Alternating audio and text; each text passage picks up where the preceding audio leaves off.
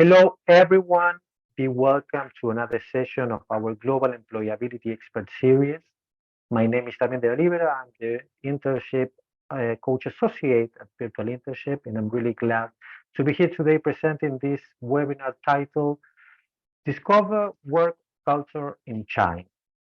But before we jump into it, two reminders: we are recording the session, so later on you can watch it in our YouTube channel. So you're invited to subscribe to our YouTube channel, where you're gonna see this recording and previous webinars recordings. And second invitation for you is ask questions. We'll have here two amazing speakers who have a lot of experience about living and working in China. So get the most out of this webinar by asking questions. You can either make use of the Q&A box or the chat. You let me know if you can make use of it. Please confirm it so we can get the most out of this webinar. So what about today's sessions?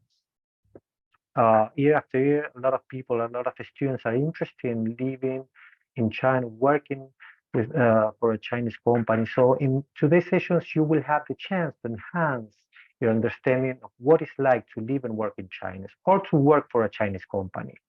Our speakers, Allison Ross and Stephanie Xu, will share what they discovered and learned about Chinese work culture and how they navigated this difference.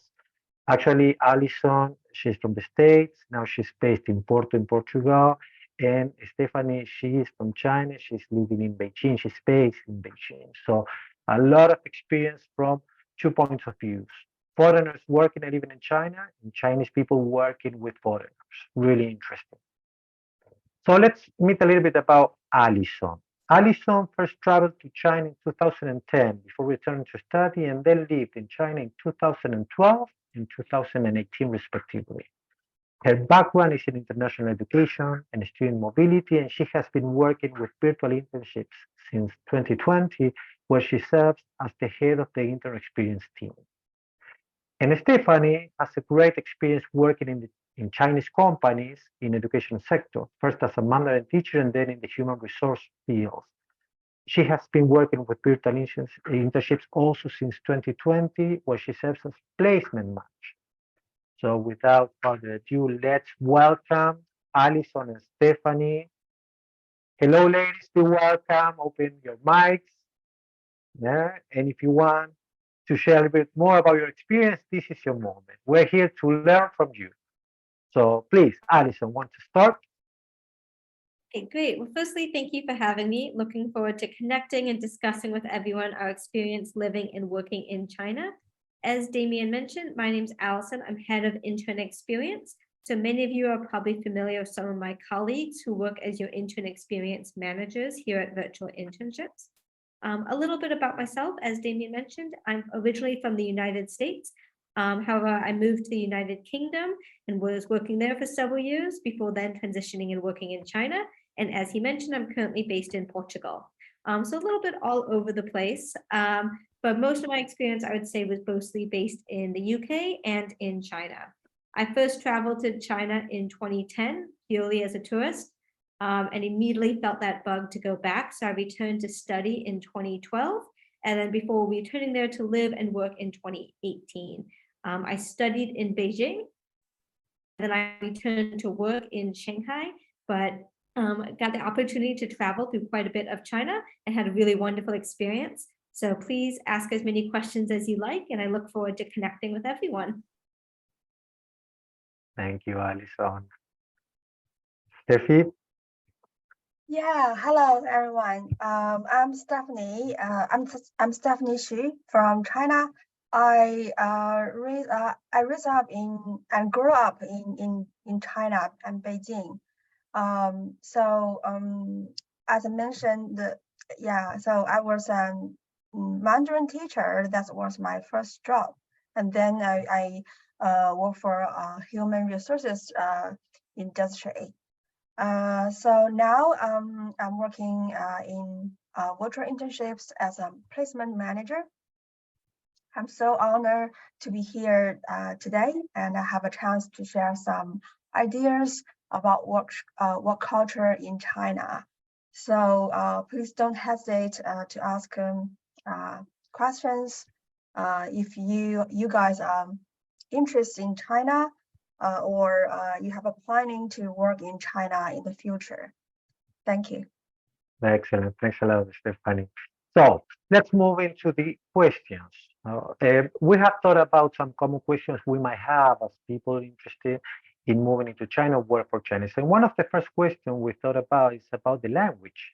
So our first question is about the language. It's about how important it is to understand or to learn or to speak Chinese. So the question is, are foreigners employees expected to speak at least some Chinese when working for a company, Chinese company, or living in China? I guess I can start with that one then. So from my experience, it depends partially on the industry that you're looking to work. And having those language skills is always going to be a benefit. That being said, when I moved to China, I spoke very basic Chinese. I would consider basic Chinese of purely conversational. However, I think having any sort of Chinese base knowledge is really helpful because it also helps in your understanding of maybe either what mistakes they make in English is more understandable when you are aware of the dynamics of the language. But I wouldn't say it's 100% of a requirement. That a lot of employers are looking for someone who can be multinational. Any other language skills you have are also going to be a benefit. But it depends a little bit of what industry you want to go into and what you want your role to be. Some companies are really looking for someone to liaison with their foreign employees and foreign staff, in which case Mandarin maybe or Chinese maybe isn't quite as much of a requirement as compared to other positions. If you're working especially in the community or with more local figures, this is going to be a little bit more important to have Chinese base. So I think having a knowledge of Chinese is really important and is very helpful, but I wouldn't consider this 100% a requirement, especially if you're willing to start learning once you arrive. Excellent, great, good to know. And what is the dialect? Which is the dialect we are recommended to learn to at least speak a little bit of Chinese? Yeah, so that also probably depends a little bit on the region that you're looking to go to. In general, Mandarin Chinese is the most commonly spoken dialect, and that's going to be spoken in most business practices and in most regions of China. But depending on where you're looking to go, it can also be helpful to learn a little bit more about local cultures and dialects. But Mandarin is, I don't have a statistic, but 99% of the time you're going to be speaking Mandarin. That's the one. Okay, great. And Stephanie, you have been teaching Mandarin for a while to foreigners. So how difficult is to learn Mandarin? I don't want to say it's difficult. Yeah. Yes. Chinese, I mean, the Mandarin, as Allison mentioned, we welcome, I mean, we encourage all people speak Mandarin. Yeah. So we have like different tones, like ah, ah, ah, ah. Mm. Yeah. Tricky. Yeah. So, but when you find the interest, I mean, the interest in language, in Mandarin, so you will find like it's pretty easy to learn. Okay. Yeah. So, and here we have a lot of app or even a training school to provide a license for foreigners. Excellent. Excellent. So it's good to know. So we can learn Chinese Mandarin from an app. We need to invest some time in this skill in order to get the most out of our experience working in China. Excellent. Great. We have a question from Adewell, which is about challenges. We're going to talk about later on about the challenges foreign employees face. Let's move on, and we're going to come back to that question later on. So what about work-life balance? There's some information out there about some challenges in terms of work-life balance when working for Chinese companies or in China. There's a concept called 996. Would you like to talk about that? How many hours are expected a foreigner to work when working on site or when working remotely? anything that can help students and participants to understand how is it like. Yeah, maybe I can answer this question first. Yeah, so the working hours in China, normally the working hours are from 9 to 6. So the but the sorry. So so they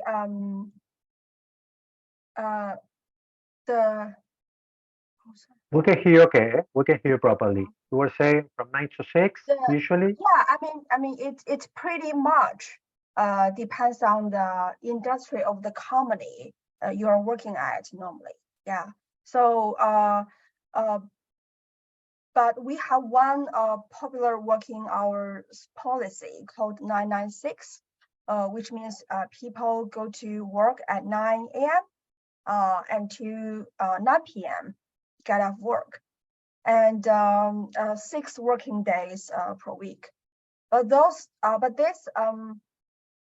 996, particularly in internet companies, for example, like famous internet company Huawei, Xiaomi, or Lenovo. Yeah. Like the IT industry. Yeah, the IT industry. Yeah. And is it, But and excuse me, Stephanie, one question regarding this. Is it the same if you are a foreigner? You're supposed to work as well from 9 to 9, 6 days a week if you work for the industry, or it's only for people who have been living in China, who's living in China?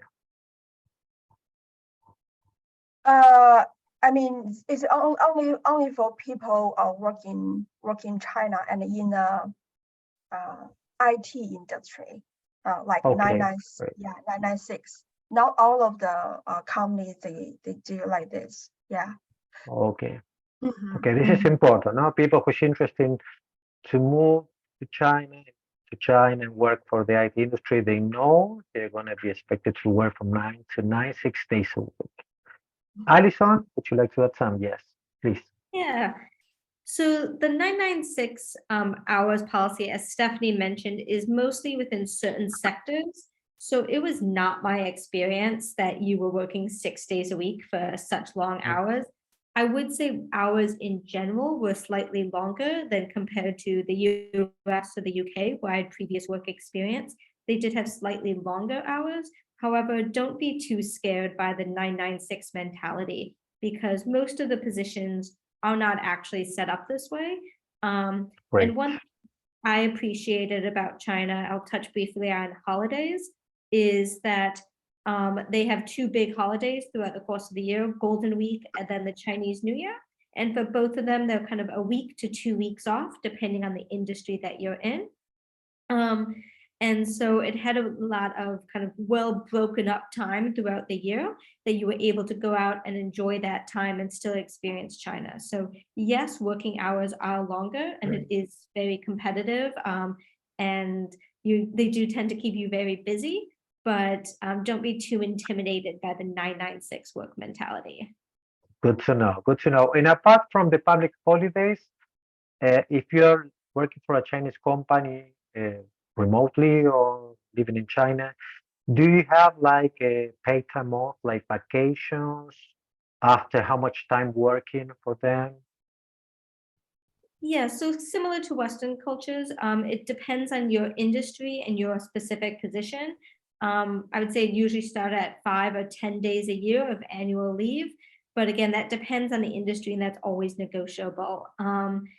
In addition, one thing I would note is that because you have Chinese holidays off, you shouldn't necessarily expect to also have your personal holidays off. So I was quite lucky that I always had things, for example, Christmas off, but I did have peers who are working in more Chinese-based companies.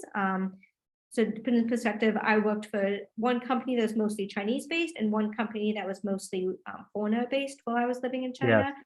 And both of them, I was lucky enough to have Christmas Day off, but I would not have expected to have like Boxing day off. And a lot of my peers or my friends did not have Christmas off. So you take that trade-off that you take the local holidays and the local customs. And I actually Okay. really enjoyed it because that was a whole week off, at least Nice. twice a year. But so you kind of learn to embrace the local holidays as your own. Excellent. Good to know. And otherwise, is asking, what about social aspect of life if you work from 9 to 9 and 6 days a week? For people who's interested in the IT sector, how is it like the social aspect of life working that amount of hours and days? What do you think? Yeah, so I can't speak personally about this, and no one who I knew had a position like this. But I would think so. In a lot of Chinese companies, the social time also comes in during the workday. So lunch Okay. have to be a very community event. I would imagine if you're working such long hours, dinner would be as well. And then your personal socializing time, you're fitting in around those hours. So as with anyone, Great. depends on if you're introvert, extrovert, you fit in your socializing time. But I found Chinese workplaces to be very social and very collaborative and communicative within the workplace. Excellent. Really important. Huh? You're going to be working a lot of time, but you're going to still having the social aspect within your work. Stephanie? Yeah, and also the people work for like particularly in IT industry company. So the company they offer overtime bonus for the employee.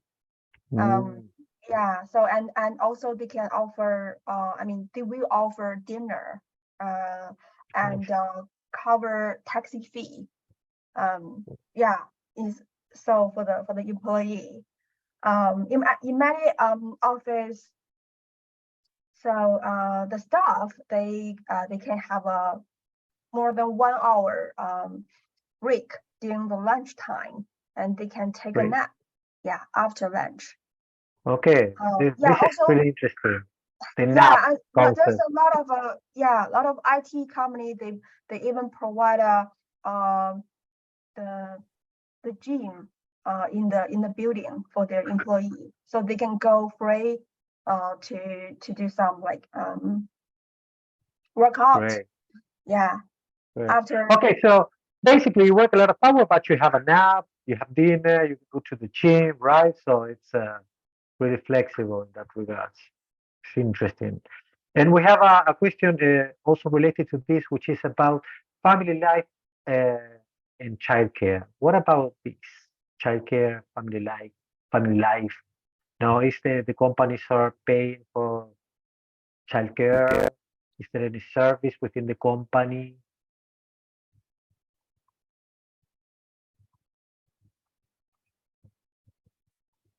So again, I'm not 100% certain what everyone's experience is like, but it really depends on the company. And I want to emphasize again that this was not typical for most companies, that most companies would Okay, do 9 a.m. till 6 p.m. So this is a rarity of it's only certain industries as well as certain positions within that industry that are doing these kind of hours. I know certain companies have had flexible policies such as in internal daycare systems. But I imagine that if you're working, as we say, so many hours in a week, your family also has to make compromises. But it very much, I think, depends on the position and on your company itself. yeah. This is interesting. There is another question related to this, which is well, not a question but a statement. With 72 hours a week, is it possible to socialize? Is a question. So I understand there is a challenge here for a lot of people, right? How to uh, find this work-life balance. No, but it's interesting to understand, guys. This is for a specific industry, which is IT, and it's one of the challenges that you might need to face if you're going to be working for a Chinese company. But it also has a lot of benefits, or benefits, like they pay for the gym, the nap, the dinner, the commuting service and stuff. So interesting. So let's move on into another topic, which is about business etiquette. Well, what is the must-know business etiquette? For example, punctuality, dress code. When you start working for a company, what you should know about this? What is important for Chinese companies?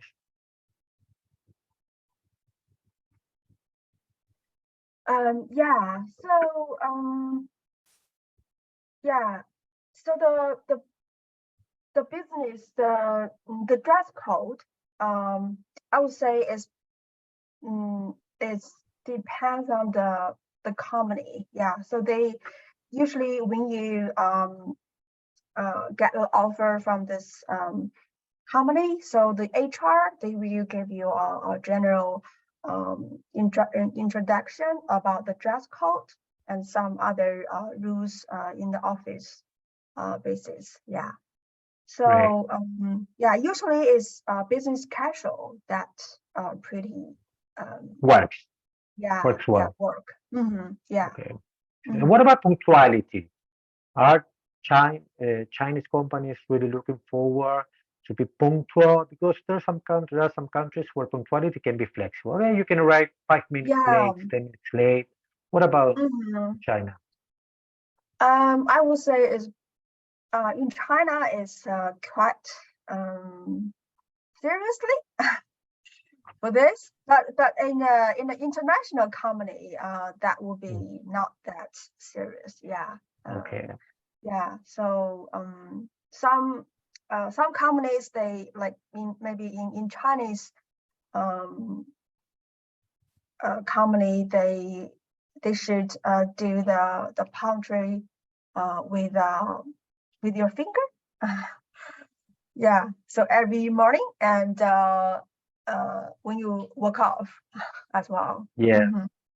excellent. Now check in and check out. Okay, so it will Yeah, depend check because in, it's check out. interesting. Mhm. It may be a company in China, but it might be an international company. So the work culture will be more maybe Occidental, we can say. They might be more flexible in terms of that, of the dress. Mhm. It will depend on the company. This is really Yeah. important. So, guys, if you're moving to China or working for a Chinese company, you might need to understand what is the best business etiquette in terms of the dress code, punctuality, maybe greetings, and some other stuff. Now you need to investigate in advance to understand. Great. I guess Mhm. we have a question here. Okay, this is interesting. It's are the salaries competitive? Really broad question. I don't know if there is an answer for this, but in general, based in your experience, comparing maybe salaries in China and salaries in some other countries, uh, what about that? What do you think? I think overall the answer is yes. Again, it kind of Right. depends on your background and your talent, but I've found Chinese salaries to be pretty competitive, but also just cost of living. That I was living in both Beijing and Shanghai, which are two major metropolitan cities, and I compare that to the cost of living in London and New York. And the cost of living was significantly lower, but the salaries can be quite competitive. So it Right. depends on where you're living and what industry you're in. There's also a lot of say perks that go into different positions. So when you're negotiating your contracts, a lot of positions will include a apartment or a living stipend. So it's not just the salary, it's the other components. As Stephanie mentioned, that some workplaces include a gym within their establishment. They feed you lunch and dinner every day. That there's a lot of other things that go into living in China rather than just the salaries. But salaries by themselves, yes, they would be competitive. There's no such thing quite like Glassdoor or in China to look at competitive salaries, but I think a lot of times they tend to be standardized, so you can usually find a reference point for negotiations. Great. That's really important. No? It's not only about the salary, it's about the components, but also about the industry and your experience. So Mhm. the more skillful you are, you might get a higher salary, of course. Makes a lot of sense. Okay, let's move into, we have a few more questions. Of course, always open the chance to keep write it in the chat or in the Q&A box. The next one is about business relationships. How important are relationships within the work environments when working for a Chinese company? Yeah, I can take this one as well. Yes. I kind of mentioned a little bit earlier, socialization during the workplace and having those relationships I found to be really important. I found that especially working within my more Chinese interfacing role, that building up those relationships took a lot longer than I would compare it to some of my experience in Western companies. But you did have a lot of opportunities to socialize. So it was really common for us to eat lunch together every single day. And a lot of Chinese meals are family style. So everyone is sharing the same dishes, and building up that time together over the course of a few months made that relationship a lot stronger and a lot easier to work with. And as with any professional industry, networking is really key. And I found this in China especially, was having that kind of like that guanxi communication and being able to connect with peers at events, and getting to know people really helped professionally. And I found it was really important while living in China. Interesting. And what about if you're working remotely for a Chinese company? What is the recommendation in terms how can you socialize and create relationship with your peers, for example? What do you think? Yeah, that's a great question. I think working remotely is always going to have challenges. For better or for worse, the work-life balance in China and in Chinese companies does tend to blur a little bit more than I would say sometimes in Western companies. I know we'll talk later about apps, but WeChat is life. So Yeah. as you're constantly communicating with peers, I found that there was a lot of informal communication that we'd also just be chatting to each other throughout the day, and trying to just still connect on a daily basis, and being very quick Right. to respond and very helpful, whether remote or in person, was always going to help build those relationships. Excellent. So it's really important to build relationship with peers when working for a Chinese company. It may take longer, but it's key. Actually, I was told once that for doing businesses as well, relationship is key. First of all, the relationship, then the business, as a concept when working with a Chinese company. Interesting. So let's move into the next one. I think we have a lot of information here. Business hierarchy. How important are the roles within a company? How important are the hierarchies when working in a Chinese company? How strict is that, no, in terms of relationship with senior management and supervisors? Stephanie, would you like to answer this one? Take it. Yeah, maybe I can take this one. What do you think in terms of for a foreigner working in a Chinese company, could be remotely or on site? What should we know about the importance of the roles, the hierarchy within a company? Is this important? It's not that strict. What do you think? Yeah. So yeah. So the Chinese culture, the work culture is it's pretty slightly different from Western. Yeah. So the hierarchy is very important in the work. In China. And I would say the China is a society of rigid hierarchy. Yeah. So in it particularly in the office, in the working environment, so employee will not question or instruction given by the leader or directly. Yeah. So if you would like to sharing opinions or making suggestions, it's best after you reach a certain of level of capability and trust.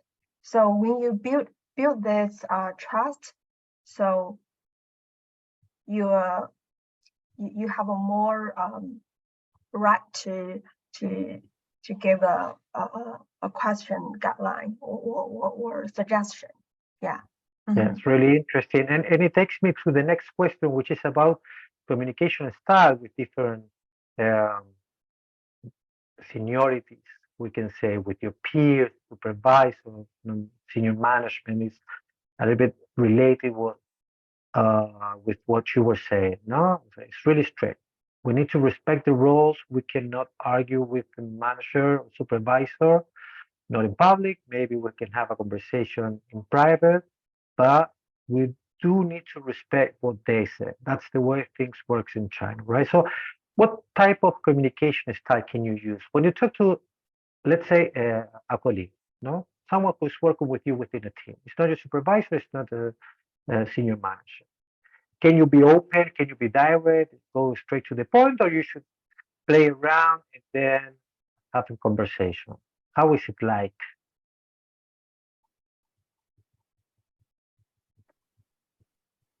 Yeah, I think again, it very much depends on who you're speaking to. As Stephanie mentioned, it can be very hierarchical. I remember the first team meeting I led with my Chinese colleagues' teams. And afterwards, a colleague of mine who had worked abroad came up and told me that was the most American thing they'd ever seen. Since I started the meeting with an agenda that I passed out, and at every point I asked for their feedback, which for me was the circular communication style that I was used to. Yes. And I realized after my error that really I should have been approaching every one of my reportees on an individual basis, asking for that feedback and then presenting that information. So as a manager, that had a little bit of a learning curve for me, but same thing of going into meetings where I was reporting up. It was me presenting this information and then they would go present that to the group. So I think in terms of communicating with your peers, this was always very informal for me. Especially as I mentioned, WeChat, you're constantly typing, texting each other, using different stickers. It was very informal, I felt. As the higher up the manager was, tended to be the more formal your communication and the more formal the channel that you went through. But typically we were still communicating through WeChat, even in those scenarios. Okay. But especially depending on the group that you're in, so a group message, it would usually be the manager who was conveying information as compared to a group that was only with peers, tended to be a lot more informal, was my experience. Okay, so as we said before, it's the way to build relationship, right? Making use of these applications as well. Interesting. This is really important because I hear about hierarchies in China, really important, really strict, but it's important to understand we have access to supervisors and senior management if we make use of a more formal and polite language and communication style. Great. Okay, let's move into the next one. Guys, remember, please, if you have any question, post it in the chat or either in the Q&A box. Next question is about working tools. And basically the question is, what are the tools that the Chinese working culture prefer? We know WeChat, for example, is preferred over WhatsApp. Are there any applications, software, or working tool that we might need to learn if we plan to work with a Chinese company?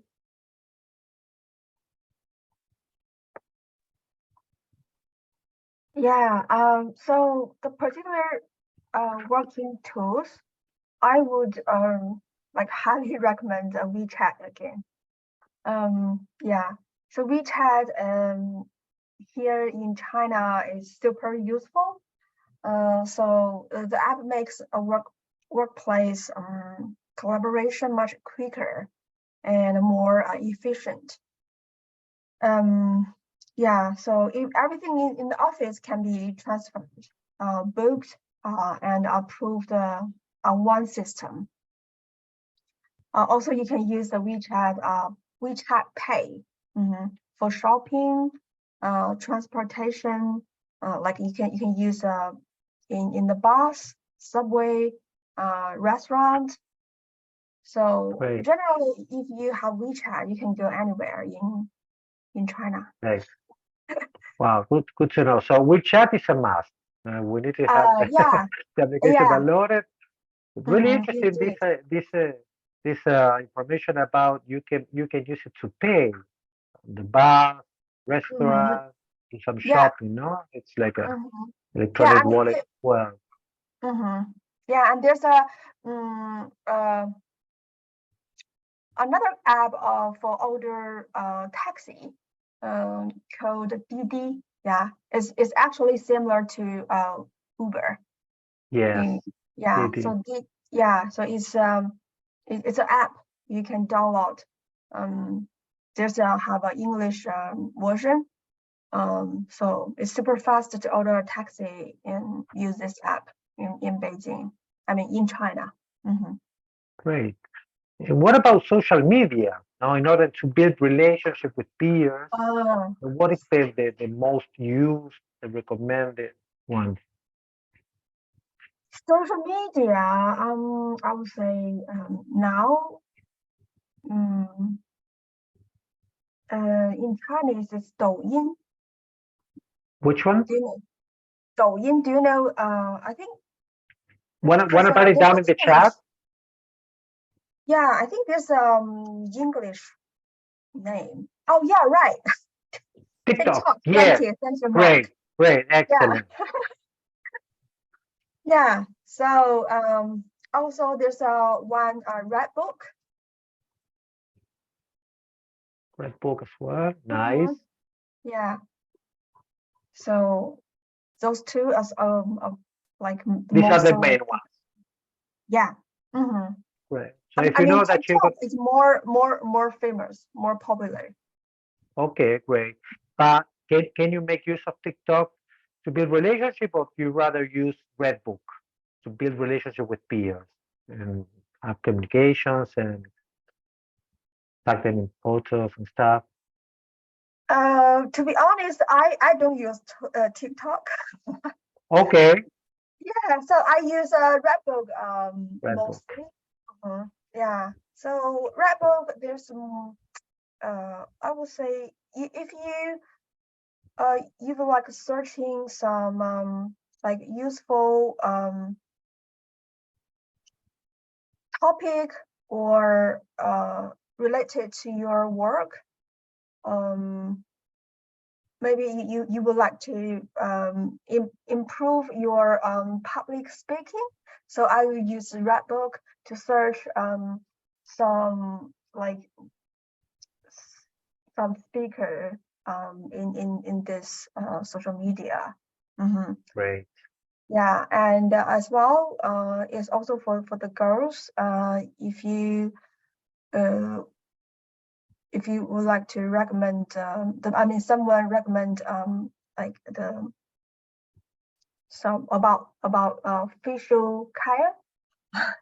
Yeah, so you can use Redbook as well. Okay, quite interesting. So we know that WeChat can be used in order to communicate with peers within work environment, also like a social messaging application. We have TikTok and Redbook as the main social media, right? And Didi for transportation. WeChat can be also used to buy food, to pay for the bus, and do some shopping. Okay, so these are the ones. We have 3. Excellent. Nice. Okay, so let's move into the next one. We have a few more minutes. So this is the moment when we start having more general questions, not referred to a specific topic, but what we have here are questions in order to understand more about your experience. What do you suggest? Pieces of advice, right? So the first one is, and actually, I guess this is the question Adewale was asking, right? Let me check. Well, yes, she was asking, what are the, excuse me, Adewale, yes, what are the biggest challenges foreign workers face when working in China? So we can make use of this. What do you think? Yeah, I can start with this then. I found challenges in learning the different communication styles was also a challenge. Communication in China I found to be very subtle. So a lot of times, for example, if I was giving feedback on 3 different projects, I would say something along the lines of Project A and Project B are really great. And what that really meant is that Project C I really messed up on. So learning some of that subtle communication took me a little bit of time and not to be quite as direct with my communication as I previously had been in workplaces.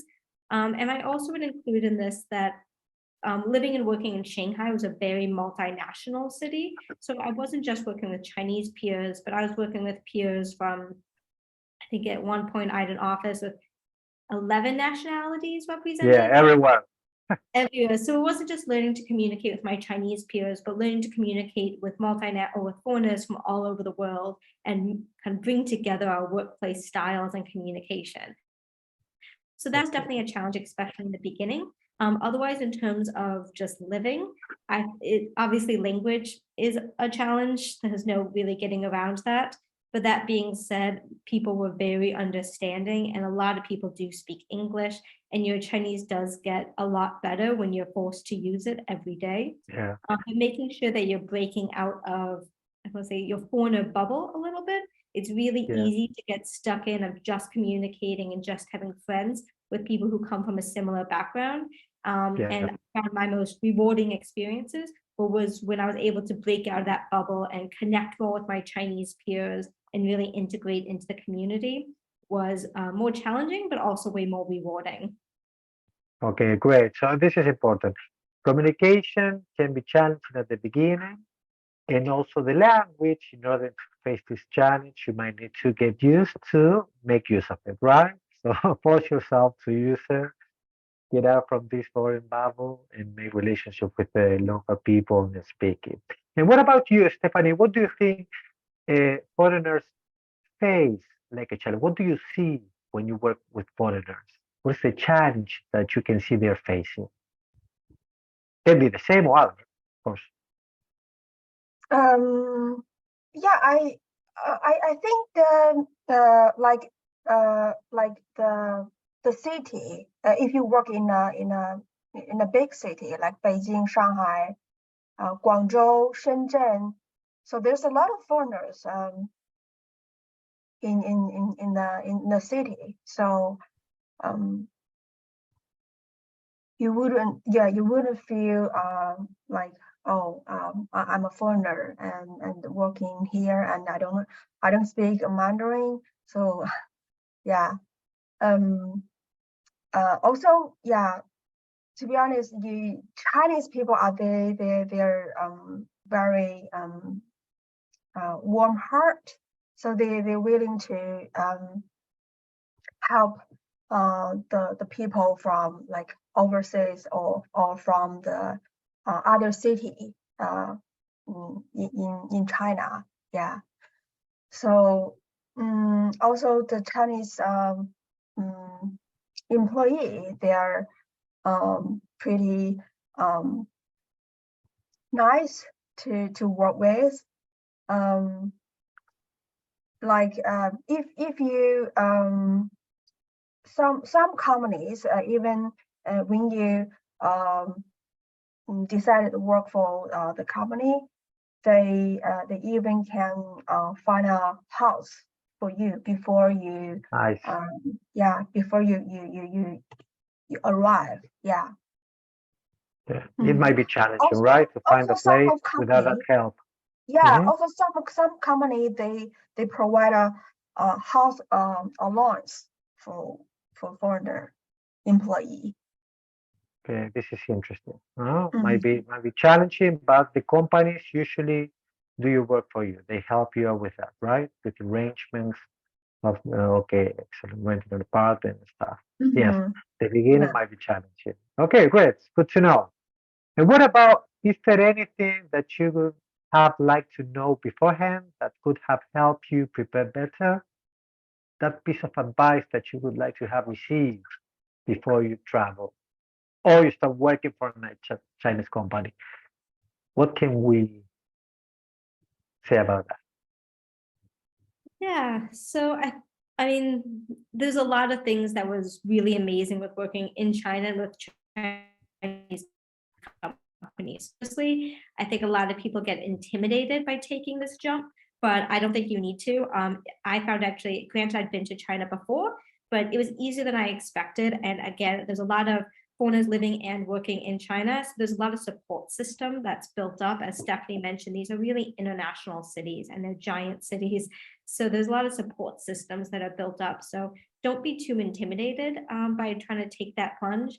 I'll say, yes, the language is just as hard as I thought it would be. So that's a little intimidating, but it does make it worthwhile in the end. Otherwise, in terms of would have liked to know, I think I really appreciated how safe working in China was, and I felt very secure there. But personal safety was really important and a really nice factor of working in China. As well as Awesome. Stephanie mentioned, the people were just very friendly. And the final thing I'll add is the food. I think I went into China not knowing anything about actual Chinese food. Western Chinese food does not, and actual Chinese Yeah, food is so much better and so much more diverse that yeah. that was something I was worried about, and I did not need to be worried about that. Okay, cool. Interesting. Yes, might be challenging at the beginning, right? To understand the different dishes, but once there, yeah, you can enjoy it, Yeah, of course. yeah, Chinese people love. I mean, social life is. I mean, the you the having lunch or dinner with your colleagues is one of like most of the most popular way to have to social. Yeah. Cool. So yeah. So in the dinner or lunch with your colleagues, so you also can build a relationships. Yeah, with Okay, your colleagues. Mm-hmm. okay, really, really important. Oh, this is another way to build relationship through lunch, through Yeah. dinner. And I Mm-hmm. have maybe two or three questions about this. For example, the first one, do you pay or who pays for lunch or dinner? What is the custom? If you are invited, but you are the one, the foreigner, or if you invite them, but they are local, who pays for the bill? Yeah, that's a good question. But I would say it's usually like if your colleagues invite you, so they usually will pay for the foreign employee. Yeah. And then next time you can invite them back. Okay, Mm. yes, because the question is based So this on is a pay. yeah, this is the Yes, process. You build a relationship. Yeah, and build yes. trust. Yeah. We do not want them to get offended if we pay for it. No, that's the aim of the question. No, but it's interesting to understand. Okay, they usually pay, but you can pay as well. They won't get offended if you do that. What about No, tips? yeah, Do you pay tips in China? Do you tip at the end of the yeah. meal? No, No, no, no, no. really important. Do not pay tips, guys. That's not a custom there. No. Excellent. And what about, because I have read that usually it's really common that you're going to receive a lot of different dishes to taste and to eat, no? What about to say no, refuse? You might need to, it's polite to eat a little bit and then say no. How does it work? No, in order to understand what is, because there's some messages behind that. I read that if you say no to everything, it might sound like I'm not being a good host. I might be offending you with my food. So how does it Mm. work? What is the custom here? Yeah, I think usually yeah if you your colleagues invite you got dinner or lunch together, so they will ask you first. So maybe you don't like a spicy food, so they will Mhm. ask you first. You Great. any yeah? Do you have any allergy or any other Pay last. yeah? Great. Mm, right. Yeah, really important. Yes. Yeah. Okay, great. Alison, you wanted to add something? Yeah, I Please. was going to add that this was just my experience. So Stephanie can correct me if I'm Of course, mistaken on of this, course. but I found that you should always leave a little bit of food on your plate or in your bowl. And if Okay. you clear your plate, that sometimes signifies that you're still hungry and then they want to feed you more. So Okay. I was, especially in the beginning, like forcing myself to eat absolutely everything. And then they kept filling up my plate. And really, I Okay. needed to leave a little bit of food in there to signify, no, no, no, I'm done. Okay, this is a really good piece of advice. No, when you go to have lunch or dinner, you always need a bit of leave a little bit of food to say, I'm okay, thanks, because they might get offended, understand that you want more, right? Interesting. Very good one. Okay, and I think this is the last one, this round, which is what piece of advice would you share with anyone thinking of living, studying, or working in China? If you need to give one piece of advice, what would you suggest? I would suggest think about what you're looking for out of the experience, that China is really diverse and depending on where you're looking to move to, influences the type of experience that you want. For example, if you don't like big cities back where you're living right now, recognize that moving to Shanghai or Beijing, where it's really crowded, might not be the best spot for you. But also look at the top industries of each city and really think about what you want to get out of this experience. Are you going in there really to learn the language and improve your language skills? Are you going in there to make career advancements and you want to be in a city that's really focused on that industry? Think about your rationale for why you want this experience. And from there, will help you narrow down what's important to you about your experience and where to focus your search and focus your outreach. Great, great. Thanks a lot for that. Stephanie, what would you recommend or suggest? One piece of advice for people who would like to move to China to work, study, to live there? Mm-hmm. Yeah, as Allison mentioned, it's pretty much depends on what you're looking for. Maybe like for example, if you are planning study in China, I mean, I feel that before 2008, the Olympic Games in Beijing, so there's a lot of foreigners, foreign students. They come to China, study Mandarin or study in the university. Yeah.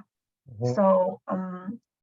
So like Tsinghua or Peking University or Beijing Language Culture University. Yeah. So are the best in China. Great. So I Also understand. is your top choice. Yeah. So the message could be plan ahead, really understand what you're looking for, and plan Mhm. in terms of that, right? If it's Yeah. you're gonna be working or studying, what is the goal that you're looking for when moving to China, working for a Chinese company? And actually, Mark have sent a message that you will need a stable and fast VPN. Is there any? It reminds me. Is there any internet Yeah. restriction for foreigners working for Chinese company or working remotely? Is there any internet restriction if you're working for a Chinese company and you're working remotely? Yes, so depending on what system you want to try to access, you will likely need a VPN.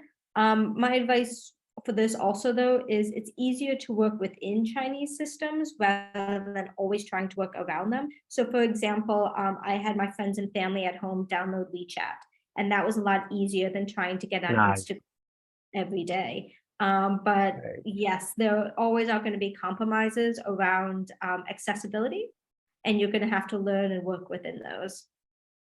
Great. Good advice. Thank you, Mark, for flagging this. Really interesting. Okay, I think this is the moment, guys, to ask more questions. We have covered many different topics from language, business etiquette, relationships, communication styles, customs when dining stuff. So this is the moment for you to make use of the chat and Q&A box to get the most out of Allison and Stephanie's experience. So feel free, we have a few more minutes. Okay, let's see. Do we have any question here?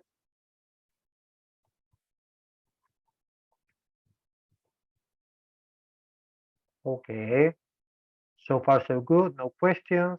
I think we have covered a lot of information throughout this webinar.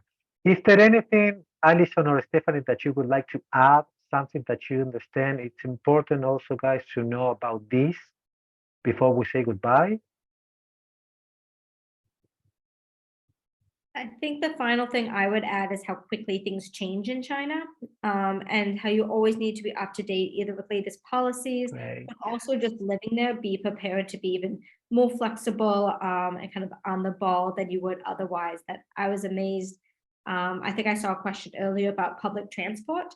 I'll use, for example, when I first went to China in 2010, I think Shanghai had 10 metro lines, and now it had like 19 when I went back just 8 years later. So, Great. we try to build a metro line through most US or UK cities, let alone 9 of them. That takes more than a few years. So things move very quickly in China, both construction, policies, visa information, immigration information. So you need to stay on top of and be aware of these things. Great. Good tip of advice as well. Excellent. And we have people saying thank you for the presentation, for the information. So I would like to also thank you, Alison and Stephanie, for your time, for being here, sharing your experience and your knowledge, supporting these students and participants who might be thinking about living or working for a Chinese company. So thanks again. Before we say goodbye, I will share with you, let me quickly look for the LinkedIn, Alison's and Stephanie's LinkedIn, so you can get in contact with them and keep in touch. Here they go. Yes.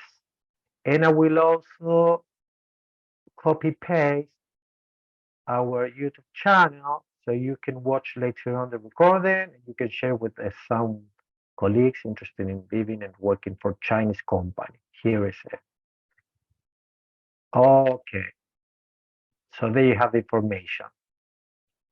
So last but not least, guys, remember throughout your internship or experience program, you have 2 coaching calls. You will receive emails in order to book your coaching call. Get the most out of the program by having this call with coaches in order to reflect about your experience and to reflect about your next career steps. Thank you for joining. Thank you once again, Alison, Stephanie, British Council, CRC Asia, and British and Virtual Internships for this webinar. And see you soon in 2 weeks or 3 weeks, most probably. Have a nice rest of the week. Have fun. Take care. Bye, Yeah, ladies. Thanks bye. again. Bye bye. Bye, guys. Have fun. Enjoy the rest of the week. Thank you, Grace. Bye bye.